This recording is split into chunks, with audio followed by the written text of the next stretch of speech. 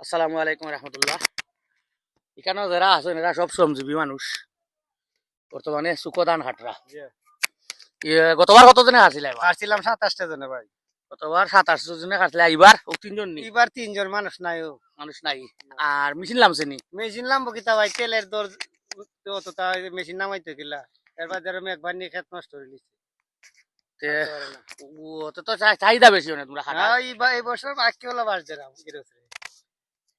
কত করে রুজ ভাইরা? রোজ না সুকো কাটতাম 4000 5000 4000 5000 1200 রোজ করে 1500 1200 টাকা রুজ পরে 4000 5000 টাকা ধান কাটা হয়। এখন কৃষকে যে সময় ধানটা গড় নিয়া ব্যস্ত, এ কত করে ব্যস্ত? এই প্রশ্নটা আপনার কাছে রাখলাম। রুয়ার আগে ফেনা তোলা লাগছে, আল বাওয়া লাগছে, আলি ফালানি লাগছে, রুয়ানি লাগছে, গাছ বাছানি লাগছে, ধান কাটার সময় অনেক 4000 টাকা কেয়ার করে কাটানি ওর ধানটা বেস্তা কত, এই প্রশ্নটা আপনার কাছে রাখলাম। আর এগুলোর উত্তরটা আপনারা দিবা। আজকের ভিডিও তার পর্যন্ত। আল্লাহ হাফিজ।